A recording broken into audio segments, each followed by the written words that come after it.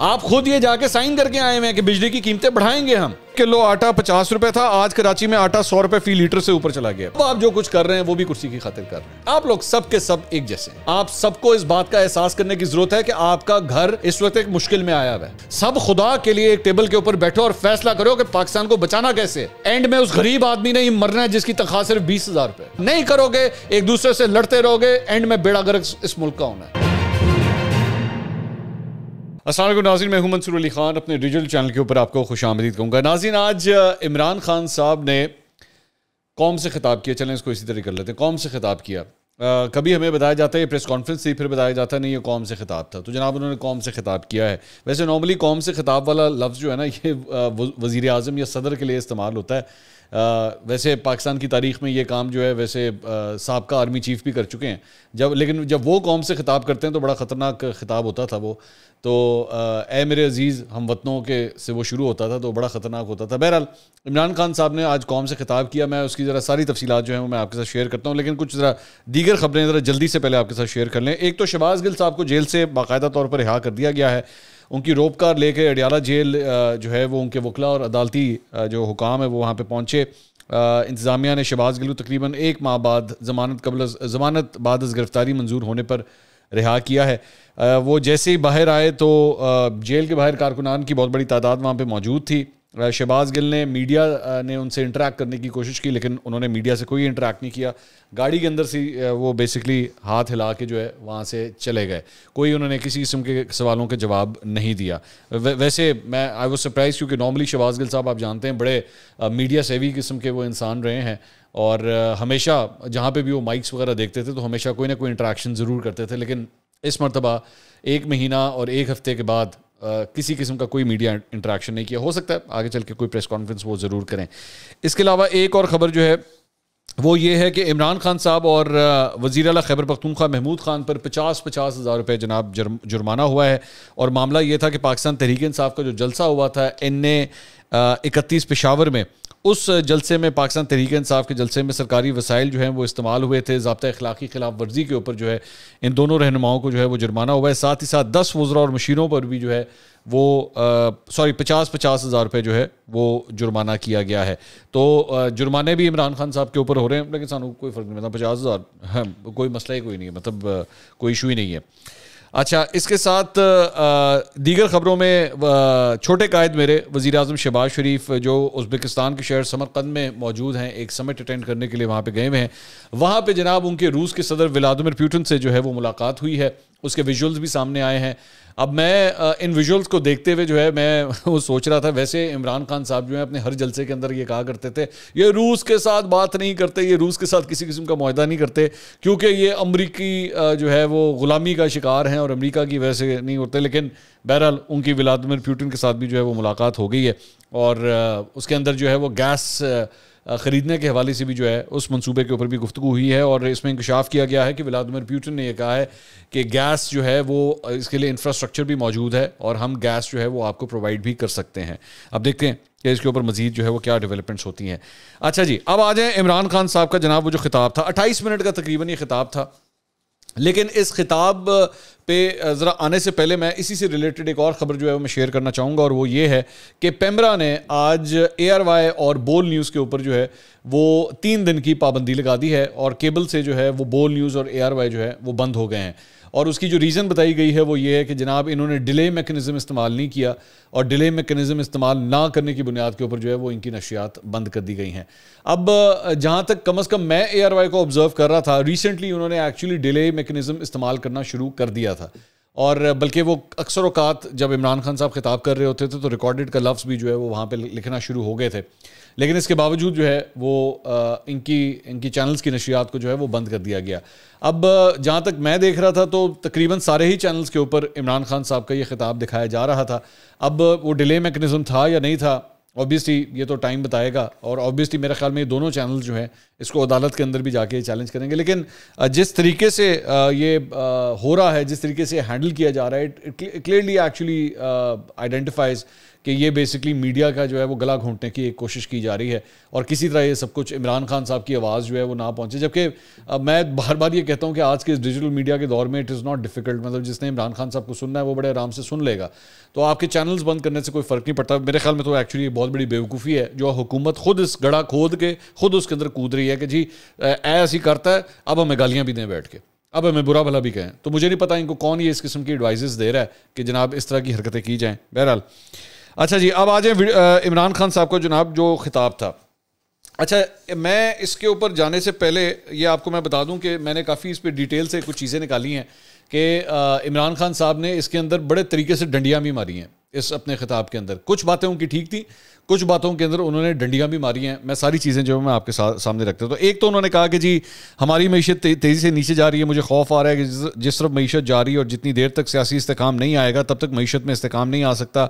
अगले महीने मेरी उम्र 70 साल होने वाली है। आपकी उम्र दराज हो, हमारी दुआ है आपकी उम्र और दराज हो, अल्लाह करे आप 100 साल से भी ज़्यादा जिएँ, मल्का बरतानिया से भी ज़्यादा जिएँ आप।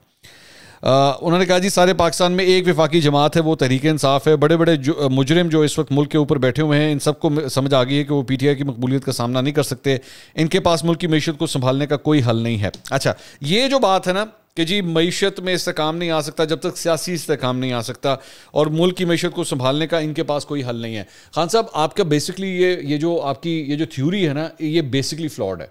ये जब आप ये बार बार ये बात कहते हैं ना जलसों के अंदर, वो बेसिकली एक फ्लॉड थ्योरी है। मैं आपको बताता हूँ क्यों। क्योंकि ये जो सियासी अदम इस्तेकाम है ना, इसमें आप खुद भी एक कंट्रीब्यूटर हैं। आप इसके अंदर अपना रोल अदा कर रहे हैं और आप जानते हैं कि IMF की रिपोर्ट के अंदर भी ये बात लिखी हुई है कि आप ये जो जलसे जुलसे वगैरह कर रहे हैं और ये जो आपका शौक है कि जल्द से जल्द इलेक्शन करवा दें, बस फौरन इलेक्शन करा दे तो मैं आ जाए तो मैं आके ठीक कर लूँगा। आपका अपना ट्रैक रिकॉर्ड बड़ा ख़राब है माज़रत के साथ। आज आपने जो अपना ट्रैक रिकॉर्ड आज अपने इस खिताब के अंदर पेश भी किया है ना, उसके अंदर जो मीठी मीठी बातें थी वो तो आपने निकाल ली, लेकिन जो कड़वी कड़वी बातें थी वो आपने उनको बिल्कुल इग्नोर कर दिया, जो कि मैं अभी थोड़ी देर में आपके सामने अभी रखूंगा कि इन्होंने किस तरह कंट्रीब्यूट किया और इन्होंने कितनी को चंद वर्गी इनकी वो परफॉर्मेंस रही है, वो भी मैं आपके सामने रख देता हूँ। अच्छा जी, उन्होंने कहा जी कुछ लोग यहाँ समझते थे कि आइंस्टाइन के बाद शहबाज शरीफ दूसरा आदमी है जो सब कुछ ठीक कर देगा। नहीं, actually frankly speaking Pakistan Tehreek Insaf के लोग ये समझते थे कि आइंस्टाइन के बाद इमरान खान वो दूसरा आदमी है जो सब कुछ ठीक कर देगा, फ्रैंकली स्पीकिंग। क्योंकि वो 50 लाख घर और वो 1 करोड़ नौकरियों का लॉलीपॉप आपने दिया था, या तो वो आइंस्टाइन दे सकता था या आप ही दे सकते थे। तो ये सारी कहानियां आपने इन लोगों को वो अपने आप को पेश किया हुआ था कि जनाब मेरे तो बड़ा आइंस्टाइन कोई नहीं है, क्योंकि मैंने तो IMF के पास जाना ही नहीं है। और वो आप ही का वो बेसिकली खिलाड़ी था मुराद सईद, जिसने $100 बिलियन इधर तो $100 बिलियन इधर मुंह के ऊपर मारने थे। ये सारी कहानियां आपने सुनाई हुई हैं। शहबाज शरीफ से ज़्यादा मैं ये नहीं कहता कि शहबाज शरीफ को बहुत बड़ा हीरो है, लेकिन माजरत के साथ आपका भी जो ट्रैक रिकॉर्ड है वो बड़ा ज़बरदस्त नहीं है। PTI के लोग हमेशा यही समझते रहे हैं। आपके क्या ये हकीकत नहीं है कि आपके अपने दौर के अंदर आपके पहले साल के अंदर ही आपका वज़ीर ख़ज़ाना तब्दील हो गया था? क्या ये हकीकत नहीं है कि आपके दौर में 4 वज़ीर ख़ज़ाना रह चुके हैं? शौकत तरीन को आपने जो है वो अपना वज़ीर ख़ज़ाना बनाया, बीच में ये हमाद अज़हर साहब को भी थोड़ी देर के लिए आपने ये पोर्टफोलियो दिया था। तो आप खुद भी जो है वो यू टर्न्स की एक भरमार है। ये अंडे, ये कट्टे, ये सारे आपके इकोनॉमी के फॉर्मूले थे। अब मैं IMF के पास नहीं जाऊंगा। आज IMF का जो प्रोग्राम है, क्या वो आपने साइन नहीं किया हुआ? क्या ये वही IMF का प्रोग्राम नहीं है जिसकी बलबोते के ऊपर ये सब कुछ हो रहा है? आज ये पेट्रोलियम लेवी बढ़ाने की बात है। खैर मैं अभी आगे चल के जरा 1 मिनट जरा ठहर जाएं, मैं बाकी चीज़ें भी आपके साथ शेयर कर दूं। अच्छा जी, हमें जो मिला था वो पाकिस्तान की तारीख का सबसे बड़ा बैरूनी खसारा था 20 अरब। इनको जो मिला था वो $16 अरब। ये रिजर्व 9.8 अरब पर छोड़ के गए थे। वोट ऑफ नो कॉन्फिडेंस से पहले 16.2 अरब के हमारे रिजर्व थे। वोट ऑफ नो कॉन्फिडेंस से पहले आपके $16.2 अरब के रिजर्व थे। जिस दिन आप छोड़ के गए थे, जिस दिन एक्चुअली आपकी हुकूमत गई थी, उस दिन जरा मुझे बताइएगा आपके कितने रिजर्व थे, जरा मुझे बताइएगा। ये तकरीबन हम उसी नेक टू नेक आके वहां पे खड़े हुए थे जिस दिन आपकी हुकूमत गई थी, जिस दिन एक्चुअली वोट ऑफ कॉन्फिडेंस से आप छोड़ के गए थे। जमा कराने वाले दिन की बात ना करें, जिस दिन आप छोड़ के गए थे उस दिन की बताइए कि उस दिन कितने थे। उसके बाद इन्होंने कहा जी आज 8.8 के रिजर्व्स हैं। तो हम तकरीबन आज भी उधर ही खड़े हैं। जब आपको हुकूमत मिली, जब आपकी हुकूमत गई और आज जहां पे हुकूमत खड़ी है, तकरीबन अप्रॉक्सीमेटली हम उधर ही खड़े हैं। उसके बाद उन्होंने कहा कि जी बैरूनी खसारा कैसे कम करते हैं? एक्सपोर्ट से डॉलर आते हैं और दूसरा बैरून मुल्क पाकिस्तानी रेमिटेंसेस भेजते हैं। ये एक्सपोर्ट 24 अरब पे छोड़ के गए थे, हमें से 32 अरब डॉलर तक लेकर गए। बिल्कुल सही कह रहे हैं, ये आपका फिगर बिल्कुल ठीक है, मैं इस पर डिसएग्री नहीं करूंगा। हमने बैरूनी खसारा कम किया, फिर 2 साल कोरोना आ गया। अच्छा, आपने बैरूनी खसारा तो कम किया, फिर 2 साल कोरोना आ गया, लेकिन साथ ही साथ आपने वो जो खसारा कम किया था ना, उसमें ज़रा ये शौकत तरीन साहब का एक ये ख़बर है जो मैं आपके साथ शेयर करना चाहूँगा। ये देखिएगा, ये भाई 6 नवंबर 2021 की खबर है और ये आपके ही वज़ीर ख़जाना थे शौकत तरीन साहब। ये क्या फरमाते हैं, GDP growth rate of over 5.5% to hurt economy. ठीक है, क्योंकि क्या वजह थी इसकी, ये GDP क्यों आपको तंग करता था, ये 5.5% ज़्यादा का क्यों आपको तंग करता था, ये जो खसारा था ये क्यों जो है वो आपको तकलीफ देता था। इसकी वजह यह कि आपकी जो ग्रोथ थी उसमें इंपोर्ट्स बढ़ जाती थी और आपने खुद भी एक्सेप्ट किया इस बात को कि आपकी इंपोर्ट्स बढ़ जाती थी। इंपोर्ट्स के बलबूते के ऊपर आपका ये GDP ऊपर जा रहा था, जिसकी वजह से आपको तकलीफ हो रही थी कि यार ये जो इंपोर्ट बिल बढ़ रहा है इसके डॉलर कहाँ से आएंगे। ये नहीं बताना आवाम को, ये भी तो डाले ना बीच में। और ये सिर्फ आपने नहीं किया हुआ, माजी की हुकूमतों ने भी ये किया हुआ है। जब मुस्लिम लीग नून की पहले हुकूमत थी 2013 से लेकर 2018 तक, CPEC की वजह से इनका भी जो डॉलर बिल था वो बहुत ज़्यादा था। यही वजह थी क्योंकि इंपोर्ट ओरिएंटेड आपकी इकोनॉमी बूस्ट था। आप भी माने इस बात को कि इसमें आप भी एक बहुत बड़े कसूरवार थे इस बात के।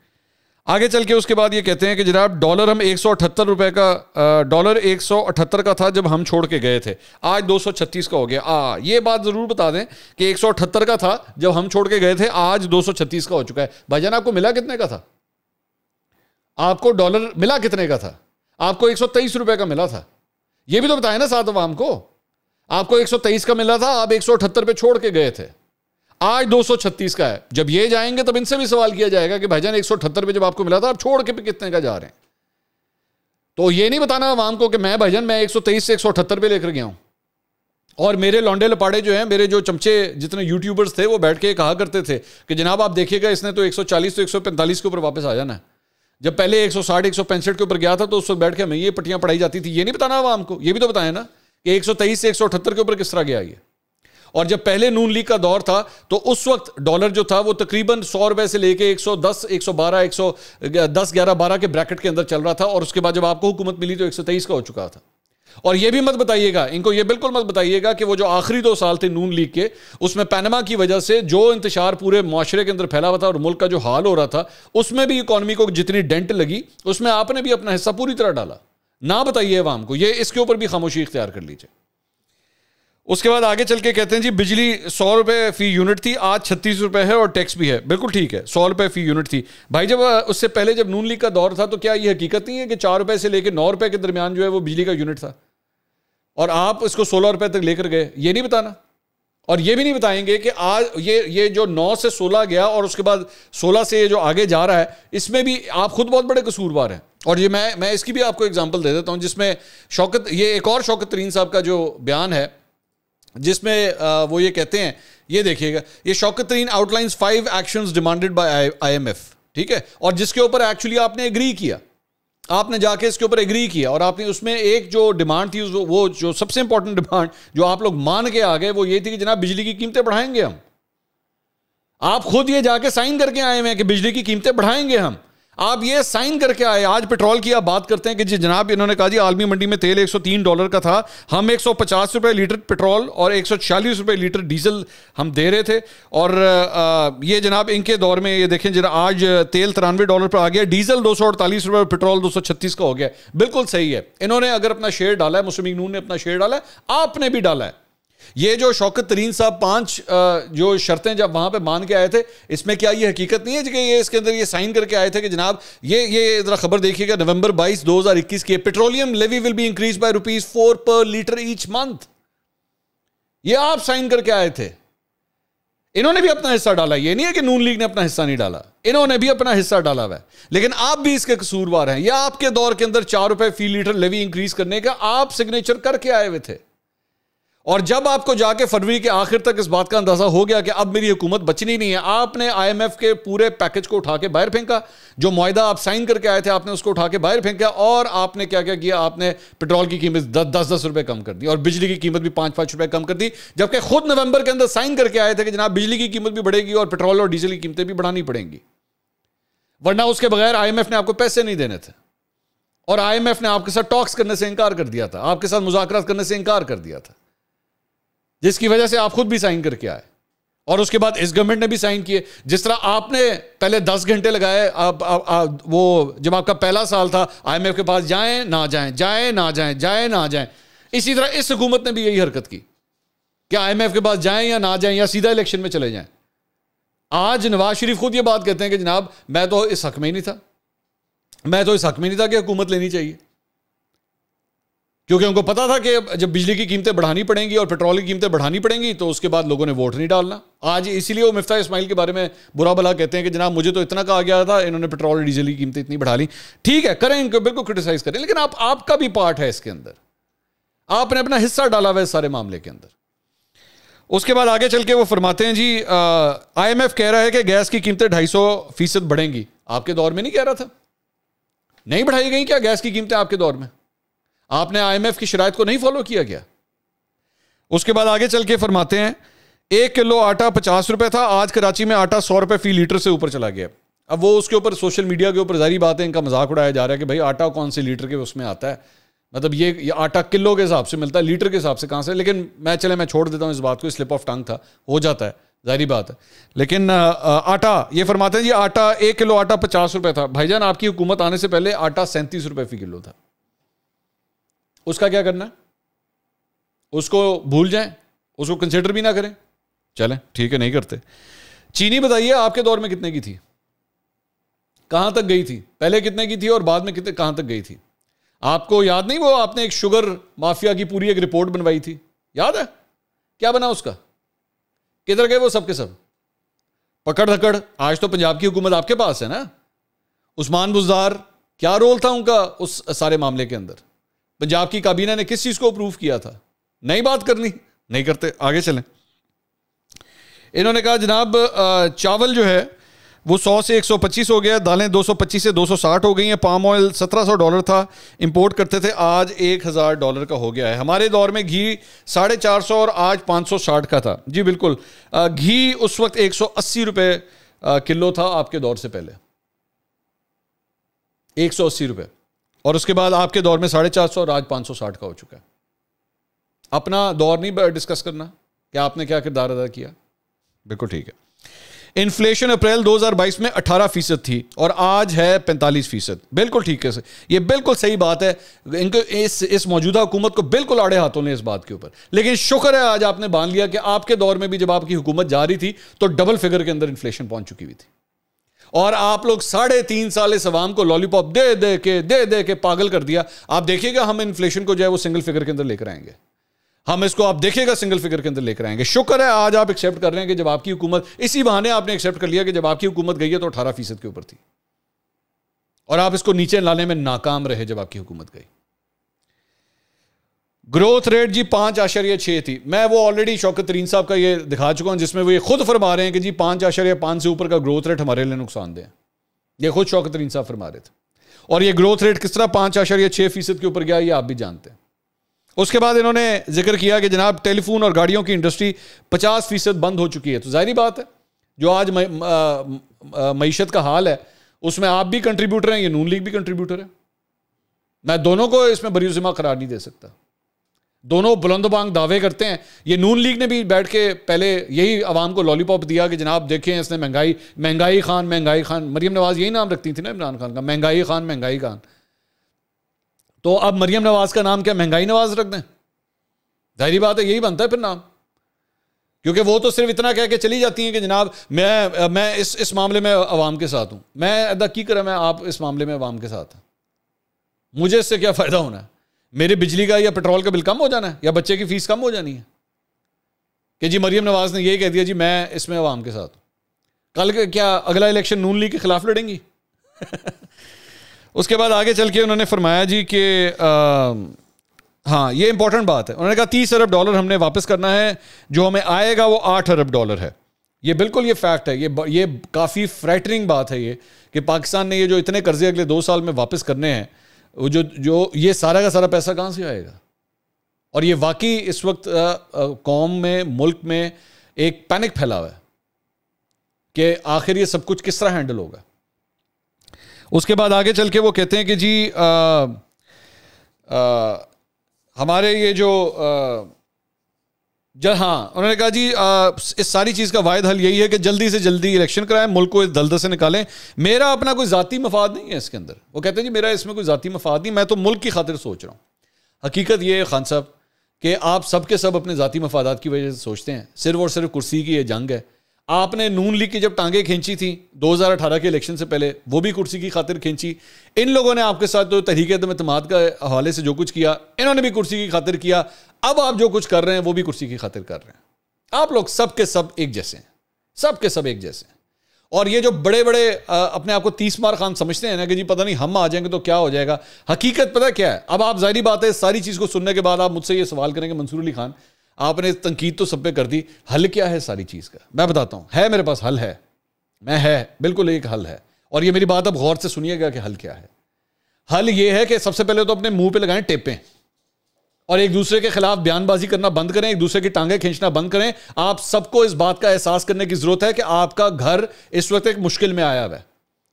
एक दूसरे के खिलाफ बयानबाजियां करने के बजाय सारे के सारे एक टेबल के ऊपर बैठें। ये जो आपका दिमाग है ना कि ये तो चोर है, ये डकैत है, मैंने इसके साथ बैठना नहीं है, इस सोच को बदलें और सब मिलके एक फैसला करें। अब चाहे आपके शौकत तरीन वजीर खजाना हो, हमाद अजहर हो, उनको लाके बिठाएं, यहां से मिफ्ता इस्माइल लाके बैठें, इसाक डार को बेशक यहां पे लाके बिठाएं, डॉक्टर मुसद्दिक मलिक को यहां से बिठाएं, वहां से पाकिस्तान पीपल्स पार्टी से उनके जो फाइनेंशियल विजिट्स हैं उनको लाके बिठाएं।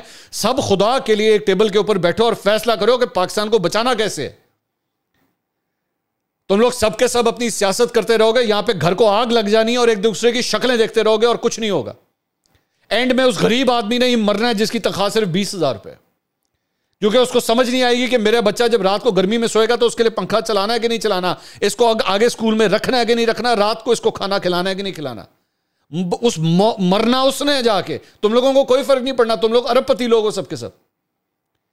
तुम लोगों की आधी जायदादें यहां पे हैं तो आधी बाहर हैं, कुछ के बच्चे यहां पे हैं तो कुछ के बच्चे बाहर हैं। तुम लोगों को कोई फर्क नहीं पड़ता। उस बेचारे ने मर जाना है तुम लोगों की सियासत की वजह से। ये आधे आधे घंटे के भाषण मैं इसका क्या करूं बैठ के? ये मरियम नवाज का ये कह देना जी मैं अवाम के साथ करूं, मैं इसका क्या करूं बैठ के? आप सबको एक टेबल के ऊपर बैठने की जरूरत है, तब पाकिस्तान बचेगा। नहीं करोगे, एक दूसरे से लड़ते रहोगे, एंड में बेड़ा गर्क इस मुल्क का होना है और कुछ नहीं होना। अगली वीडियो में दोबारा बात होगी। अल्लाह हाफिज।